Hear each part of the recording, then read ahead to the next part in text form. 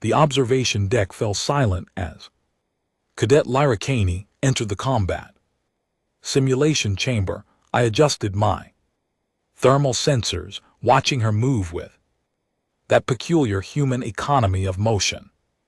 Perfectly balanced, utterly calm, not a single word had escaped her lips during the entire 14-week training cycle, and yet somehow the whispers had already begun. Galaxy-class threat.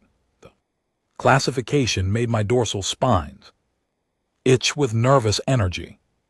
In my 43 years as Chief Tactical Assessor for the Galactic Defense Initiative, I had never, not once, seen such a designation applied to a trainee who had not yet fired a single shot in actual combat.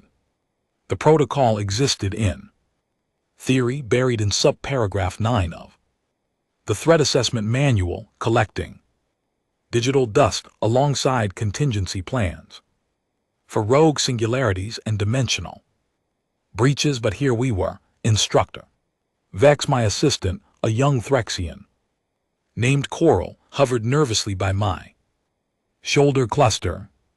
The simulation is calibrated to 7 difficulty. Should we perhaps start lower? She has not demonstrated any combat capability whatsoever. I made a dismissive gesture with 3 of my primary appendages.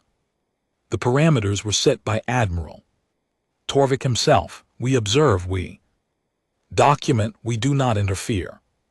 Through the reinforced observation glass, Lyra stood in the center of the white-lit arena, her dark hair pulled back in a simple tie, her expression blank as unmarked paper. Standard issue training uniform, no weapons, no armor, no bravado, just silence. The first wave of combat drones materialized around her in a perfect hexagonal formation, their targeting lasers painting red dots across her chest, her head, her limbs. 6 autonomous units each, capable of subduing a Vraxian heavy trooper. Standard procedure called for verbal warnings for negotiation attempts, for some acknowledgement of the threat. Lyra simply closed her eyes. What is she doing? Coral's voice climbed an octave. The drones are locked on. She needs to move, to speak, to do something. First drone fired. What happened next defied 3 separate laws of physics and at least 7 tactical doctrines I had spent my entire career studying. Lyra moved, but calling it movement felt inadequate, like describing a supernova. As merely bright, she flowed. Her body became liquid in tension, slipping through the gap between laser bursts with microscon precision. No wasted motion, no panic, just pure terrifying efficiency. Her hand moving faster than my optical sensors could quite track. Struck the first drone central processor with surgical accuracy. The unit dropped its systems, catastrophically failing before it hit the ground. She had already pivoted, her foot connecting with the second drone's propulsion core. Metal shrieked. Circuits sparked. The drone careened into its neighbor, and both exploded in a shower of components. 15 seconds, 6 drones complete annihilation. And still she had not made a single sound. Coral's breathing apparatus wheezed frantically. Level 7, that was level 7. Instructor Vex, she just, I know what I saw. My voice came out steadier than I felt. Initiate level 10, but that is reserved for veteran operatives, for special forces units. For initiate level 10, the simulation chamber reconfigured itself, walls sliding back to reveal multi-tiered urban combat zone. Hostile targets appeared on rooftops, in windows, behind barricades. 23 separate threats armed with everything from pulse rifles to plasma grenades, the kind of Scenario designed to test entire squads. Working in perfect coordination.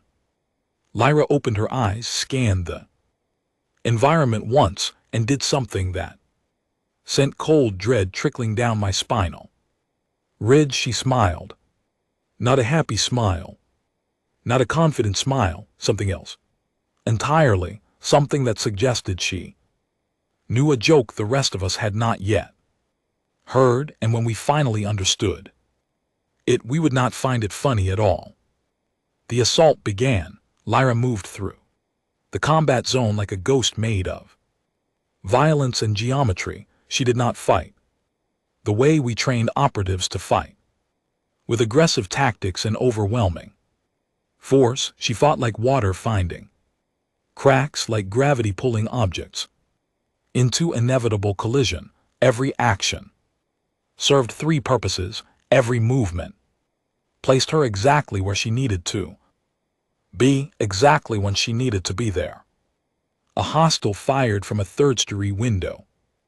Lyra was already gone, her body rolling beneath the line of fire, her hand snatching a piece of debris mid-motion and hurling it with frightening accuracy. The projectile struck the hostile's weapon, jamming its firing mechanism. The hostile leaned forward, confused, and Lyra, now somehow 3 floors up via a combination of wall runs and impossible leaps, delivered a precise strike that sent the target tumbling, non-lethal.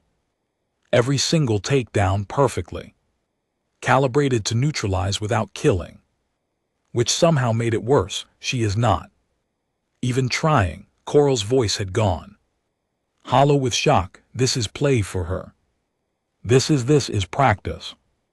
I could not argue. The data streaming across my analysis screens confirmed what my instincts were screaming. Lyra's heart rate remained steady at 68 beats per minute, her respiration normal. Her thermal signature showed none of the stress markers we expected from combat scenarios. She was calmer in the middle of a level 10 simulation than most cadets were during morning meditation exercises. The final hostile fell. 23 targets neutralized in 4 minutes and 18 seconds, a new station record by margin that would require scientific notation to express properly. Lyra stood among the fallen drones and training mannequins, not breathing hard, not sweating, not celebrating, just standing there, waiting for whatever came next. Her expression as neutral as when she had entered. I activated the intercom. Cadet Caney, report to debriefing room 3. For the first time since her arrival at the academy, she spoke. Understood. 2 words.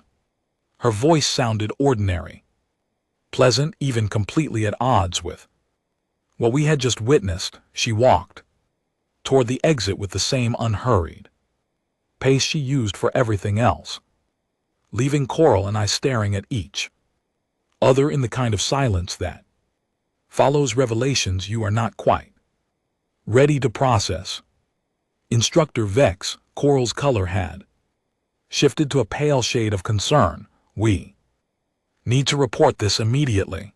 The Admiral needs to know that the Admiral already knows. I gestured at the observation logs. Every training session, every simulation, every moment since Lyra Caney arrived has been transmitted directly to Fleet Command.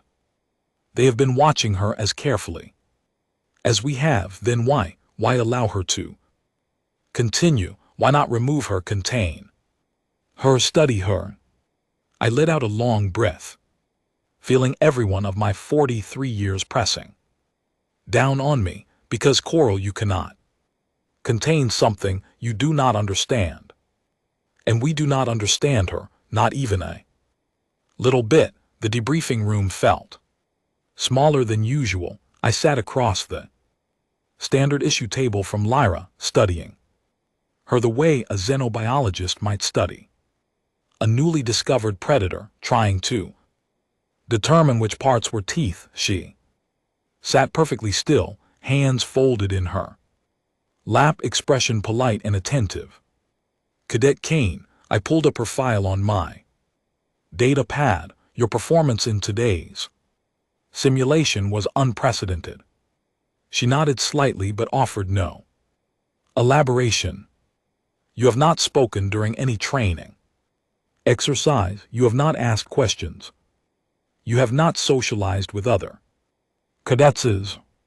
I paused, searching her face for any reaction, found nothing, yet your scores place you first in every category by margins that exceed statistical probability. Another small nod. The other instructors are concerned. The administrative staff is concerned. I am concerned. I leaned forward, trying to project authority I was no longer certain I possessed. You are aware of your classification? Yes, Galaxy class threat. For the first time something flickered in her eyes. Amusement, annoyance gone too quickly to identify. I am aware, Instructor Vex. Do you understand what that means? What it implies? It implies that someone reviewed my capabilities and determined I represented a significant tactical concern. Her tone remained perfectly neutral. It implies that under certain circumstances I might pose a danger to galactic stability. The casual way she said it sent my spines rigid. Does that not trouble you? She considered the question with the same thoughtful attention she seemed to give everything. Should it? I did not assign the classification. I simply am what I am. The label others choose to apply is their concern, not mine. And what are you exactly? The smile returned, small, almost sad. Prepared. The word hung in the air like a verdict. Prepared for what? Whatever comes next. She shifted slightly, the first unnecessary movement I had seen her make. Instructor Vex, may I ask you a question? I gestured my assent, curious despite myself. What do you think happens when a species reaches the stars? When they leave their home world and encounter the vastness of the galaxy? She did not wait for my answer. Most species assume the universe will greet them with open arms or hostile weapons. They prepare for allies or enemies. They build ships for exploration or conquest. And humans prepare for everything and nothing. Her eyes, I realized, were not empty at all. They contained depths I had mistaken for absence. We prepare for friendship and betrayal, for wonder and horror, for peace and war. We train for every scenario because our history taught us that the unexpected is the only certainty. We are not optimists or pessimists, instructor. We are survivalists who happen to dream. I tried to process that, to fit it into some framework I understood. You still have not answered my question. Why the silence? Why no engagement with your peers? Because talking is easy. She stood, the movement fluid and controlled. Anyone can make promises. Anyone can boast about their abilities. I prefer to let my actions speak when speaking becomes necessary. Until then, she shrugged. Silence is honest. Silence reveals nothing and everything. It makes people uncomfortable, makes them fill the void with their own assumptions, their own fears. That sounds manipulative. It sounds strategic. She moved toward the door, then paused. Permission to speak freely, granted. Every species in this academy has shown me what they are. The Vraxians are aggressive but predictable. The Thraxians are analytical but hesitant. The Kaltorans are diplomatic but slow to act. Each race has strengths and weaknesses worn openly, advertised. Through behavior and culture, she turned to face me fully. Humans learned long ago that advertising your capabilities is a good way to have them countered. So we developed a different strategy. We became blank pages. We let others project their expectations onto us, then exceeded or subverted those expectations. As strategically useful. You make it sound like warfare. Instructor Vex, her expression softened. Slightly, everything is warfare, not in the sense of violence, but in the sense of competition for resources, for position, for survival. The species that recognize this reality tend to persist. The ones that do not, she let the implication dangle. I am not your enemy.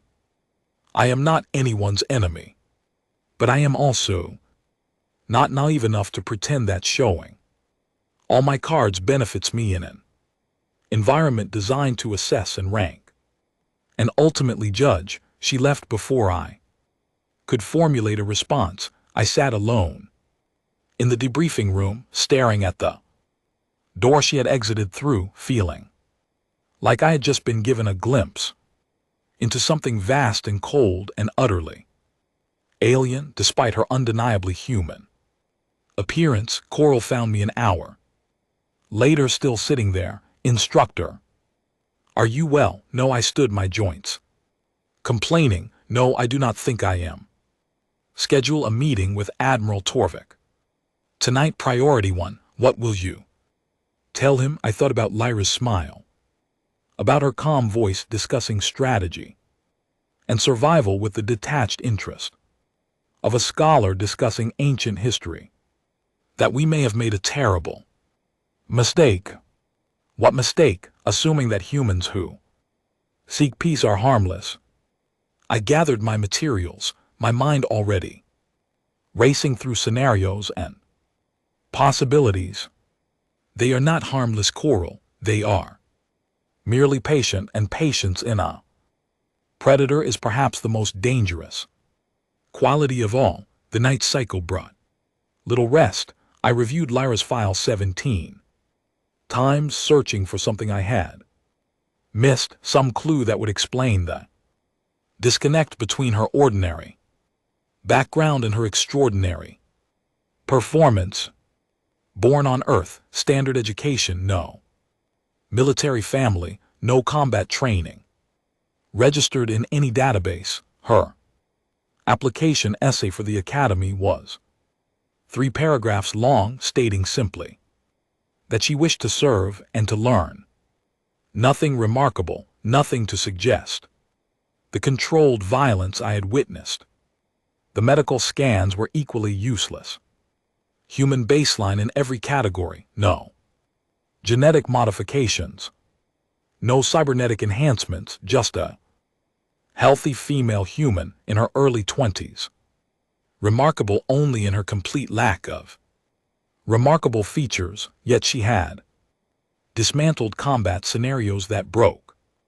Veteran soldiers, my communicator chimed, Admiral Torvik responding to my request. Vex, your message suggested urgency. Speak. I chose my words carefully. Admiral, I believe we need to reassess our approach to Cadet Kane. Today's simulation demonstrated capabilities that exceed expectations. Yes, I watched the footage. Admiral's growly voice carried undertones of something I could not quite identify. Concerned satisfaction. The question is not what she can do. Vex, the question is why, sir. Why does a civilian human with no combat background perform like a special operations veteran? Why does someone who has never left their home world move through tactical scenarios like they have been fighting their entire life? He paused. You have been an instructor for decades. What is your professional assessment I thought about Lyra's words about preparation and survival and the patient. Hunter, she is not a prodigy admiral. Prodigies show natural talent but rough edges they make mistakes of. Inexperience, Lyra makes no mistakes. She does not react, she anticipates. Every movement is practiced, every decision is calculated. I felt my confidence growing as pieces aligned. She has been training long before she arrived here, training in secret. Training with purpose, training for what that admiral is what terrifies me, because if she is preparing for something specific, something she anticipates, then why apply to the academy at all? Why reveal herself?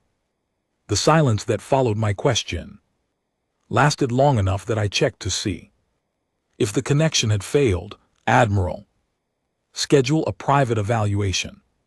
Tomorrow, just you and Cadet Kane. No observers, no recordings. I want your unfiltered impression of who she is and what she wants. His voice had gone flat. Professional and Vex, be careful.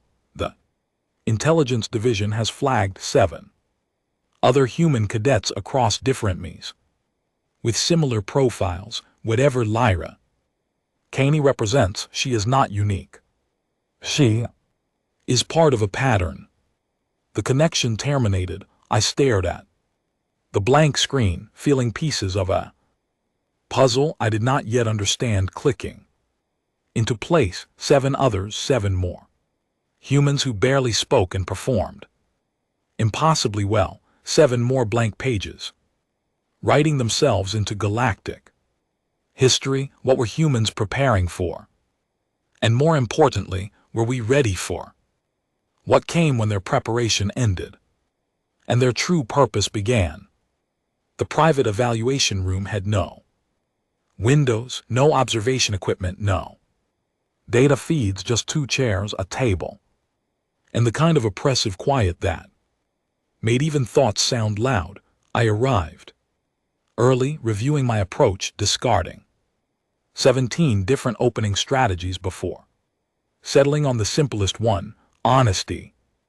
Lyra entered exactly on time, her movement still carrying that unsettling precision. She sat without being invited, folded her hands and waited.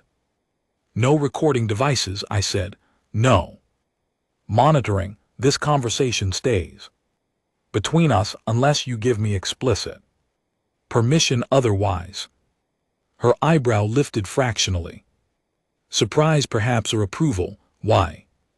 Because Admiral Torvik asked me to determine who you really are, and I suspect the only way to get an honest answer is to create conditions where honesty costs you nothing.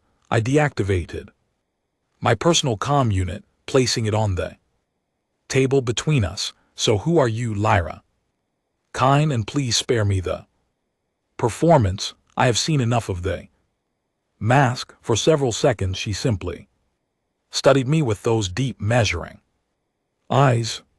Then something shifted in her posture. The rigid control softened. Her shoulders dropped slightly. When she spoke again, her voice carried different weight. How much do you know about human history, instructor?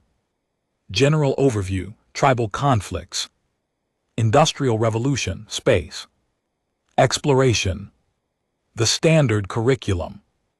Then you know we nearly destroyed ourselves multiple times. She leaned back, her gaze distant. Nuclear weapons, climate collapse, biological warfare, gone wrong, resource wars. We had dozens of opportunities to end our species, and we came terrifyingly close to taking every single one. Many species face similar challenges.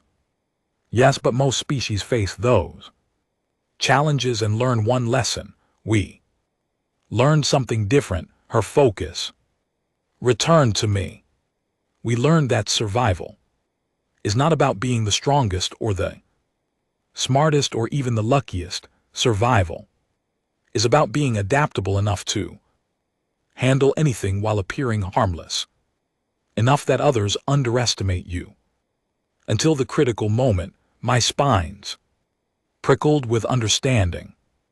You are saying humans deliberately cultivate deception. No, she shook her head firmly. I am saying humans learn to hold multiple truths simultaneously. We can be peaceful and prepared for war. We can be friendly and strategically cautious. We can genuinely desire cooperation while maintaining the capability for self-defense. Other species see this as contradiction. We see it as basic survival instinct and the silence, the lack of engagement. Would you trust me more if I was loud? If I bragged about my abilities? Arise. Smile crossed her face. Humans have a say in empty vessels make the most noise. I chose to be a full vessel, making no sound until sound became necessary. But why the academy? Why reveal yourself at all? She stood, began pacing. First truly agitated movement I had witnessed from her, because Earth is tired of being underestimated. Because we have been members of the Galactic Council for 38 years and still get treated like children playing dress up at the adult table, because every time we propose solutions, we get patronized. Every time we demonstrate capability, we get suspicious looks. Her voice carried frustration that felt genuine. We are not trying to dominate anyone. We are trying to earn basic respect. And apparently the only language the galaxy understands is overwhelming competence. So you came here to prove humans deserve respect.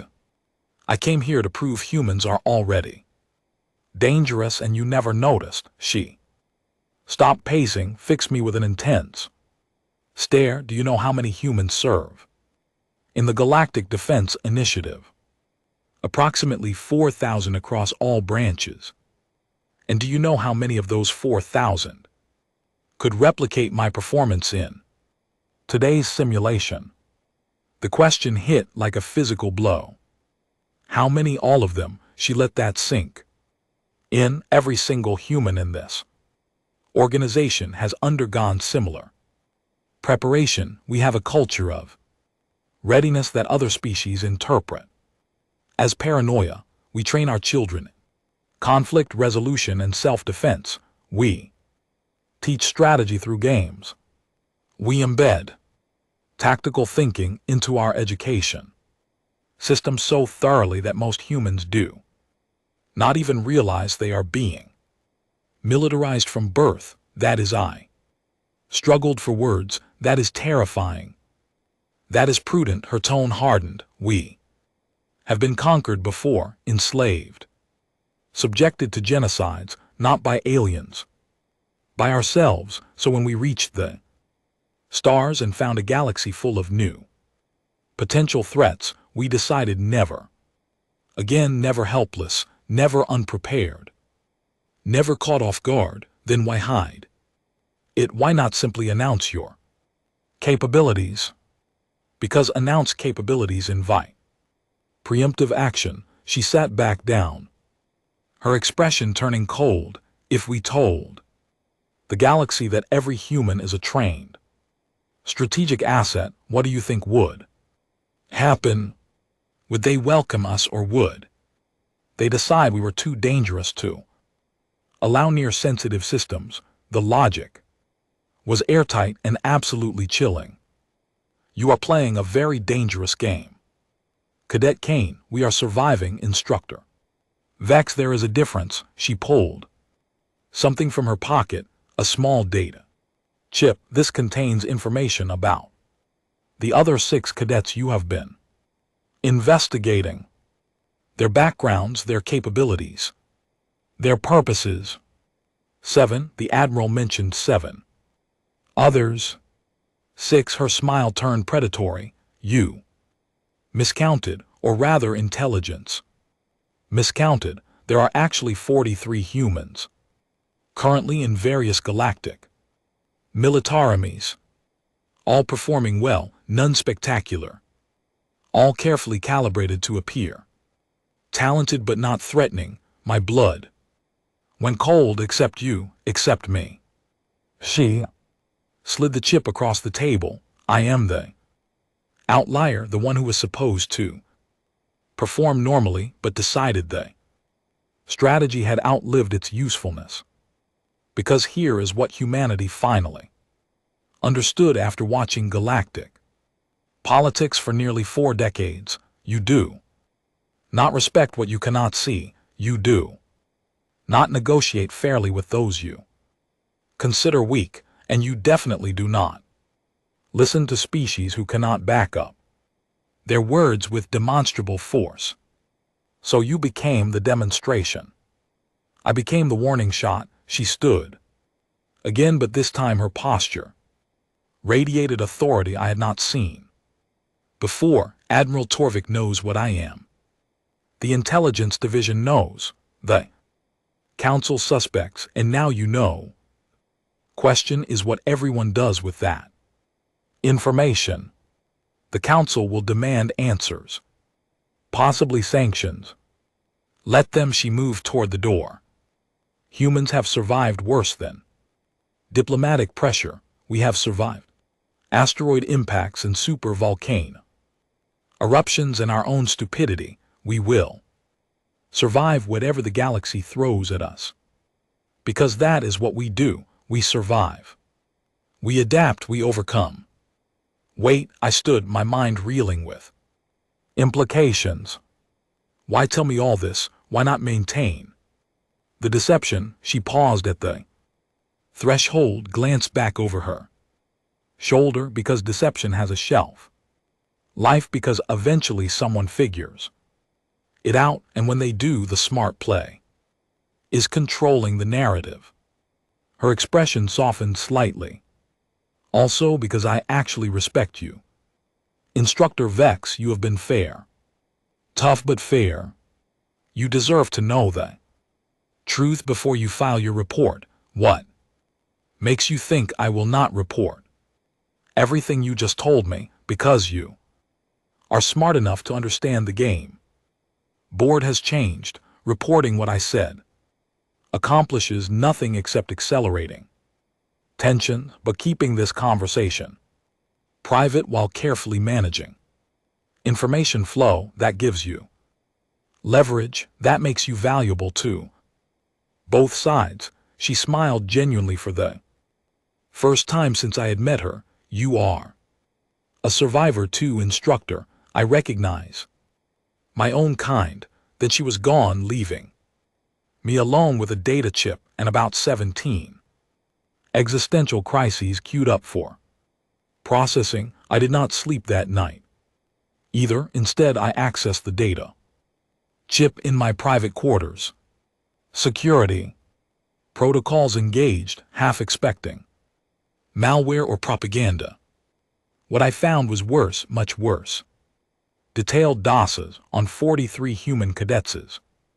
Their real training histories, the underground networks of combat schools operating on Earth, the systematic preparation that began in childhood and continued through adulthood, martial arts, tactical analysis, survival skills, weapons proficiency, all taught under the guise of sports and hobbies and cultural traditions, and woven even through it all, a philosophy I found simultaneously admirable and horrifying. Never again. The humans had looked at their own bloody history and decided that weakness invited aggression, that peaceful intentions meant nothing without the capability to defend those intentions, that the galaxy was fundamentally competitive, and any species unprepared for competition would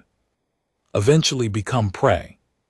So they prepared an entire civilization, militarized to its core while maintaining a facade of friendly, eager to please newcomers. The genius was stunning. The implications were staggering. My Communicator buzzed, Admiral Torvik, requesting an immediate secure channel.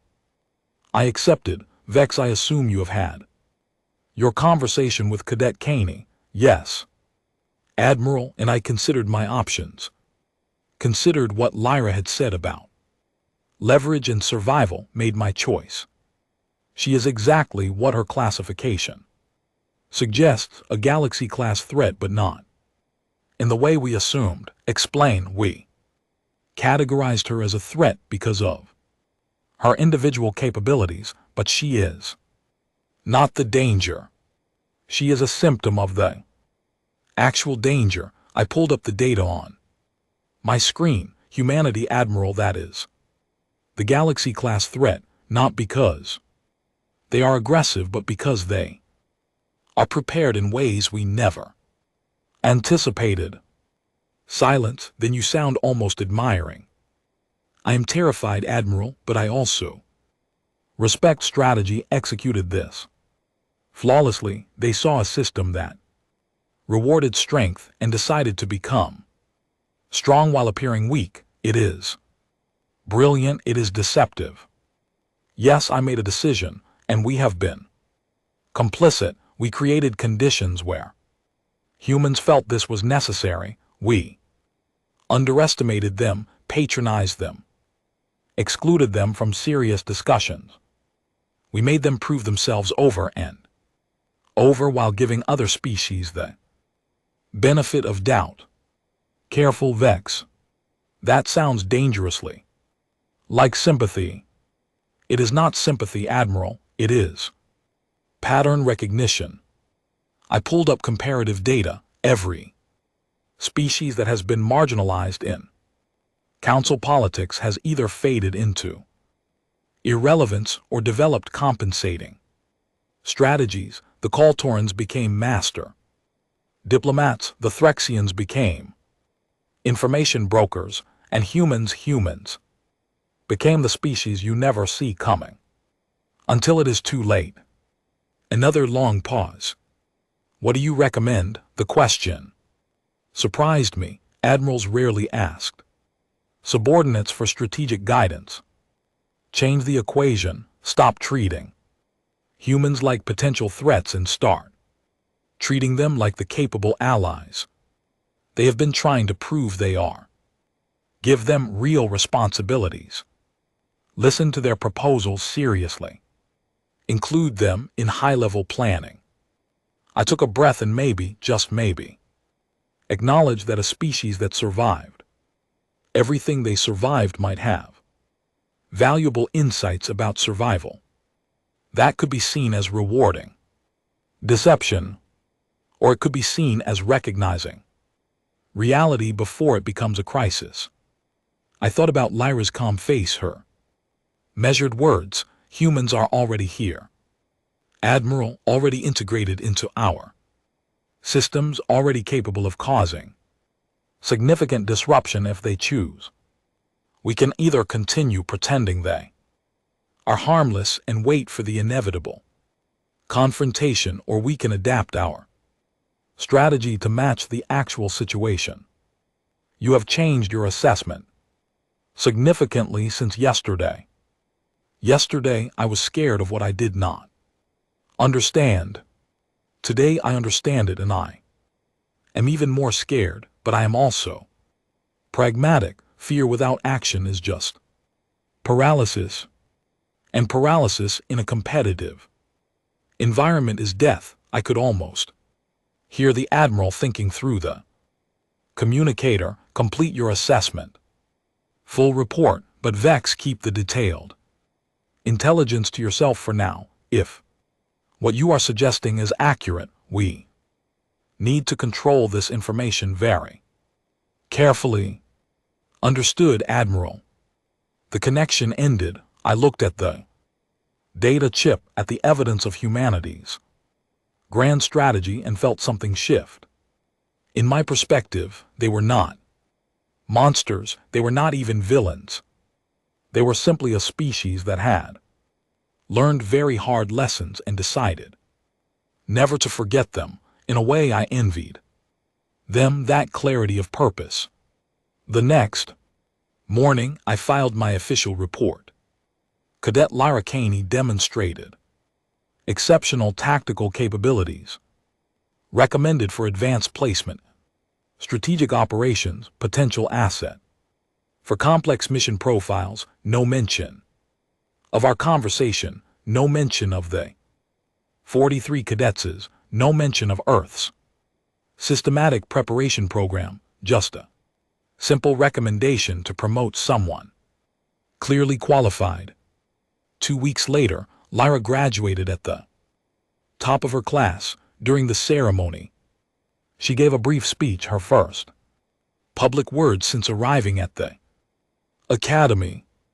Thank you for this honor. I hope to serve with distinction and prove that humans are ready to contribute meaningfully to galactic security. We have much to learn, but we also have much to offer. All we ask is the opportunity to show what we can do. The assembled audience applauded politely, only I noticed the subtle emphasis she placed on certain words, the quiet threat wrapped in diplomatic language. We are ready. We have much to offer. All we ask is opportunity. Translation: we are prepared. We are capable. Give us what we deserve or we will take it. Afterward, I found her on the observation deck staring out at the stars. Congratulations, cadet, or should I say lieutenant? Thank you, instructor. Vex, she glanced at me. I appreciate everything you taught me. I taught you nothing. You already knew it all. You taught me something far more valuable. You taught me that some aliens can recognize reality and adapt accordingly. That gives me hope. Hope for what? That when humanity finally stops pretending to be less than we are, we will find allies instead of enemies. She turned fully to face me. We do not want conflict, instructor. We genuinely want cooperation. But we will settle for respect, and if we cannot get respect through diplomacy, we will earn it through demonstration. That sounds like a threat. That sounds like honesty. She extended her hand, the human gesture of friendship. Thank you for listening. Thank you for understanding, and thank you for not forcing a confrontation neither of us wanted. I looked at her hand, at the simple human gesture carrying so much weight. Then I reached out and grasped it. Lieutenant Caney, one last question. Yes, when you close your eyes during combat simulations, what are you thinking about? Her smile was genuine and terrifying in equal measure. Home. I am thinking about Earth and everyone there who is counting on me to prove we belong out here among the stars. I am thinking about the billions of humans who have been waiting patiently for the galaxy to notice we are more than harmless newcomers. She released my hand, and I am thinking about how much easier everything will be when we stop hiding. She walked away, leaving me with the stars in my thoughts. Somewhere out there, Earth continued turning. Billions of humans continued their daily lives, unaware that one of their own had just rewritten the galactic power dynamic. And 42 other human cadets continued their training, waiting for the signal that the time for pretending had ended. I returned to my quarters and encrypted a message to Admiral Torvik. Sir, recommend immediate review of human integration protocols. We are not dealing with a minor species anymore. We never were. Suggest shifting strategy from containment to engagement. Before humans decide, engagement is no longer optional. They have been patient, but patience, as I am learning, is not the same as passivity. It is simply delayed action, and I suspect humanity's action, when it finally comes, will surprise us all. I sent the message and poured myself a drink. The galaxy was about to get very interesting, and I had a front row seat to watch it unfold somewhere. In the academy, Lyra Caney was probably smiling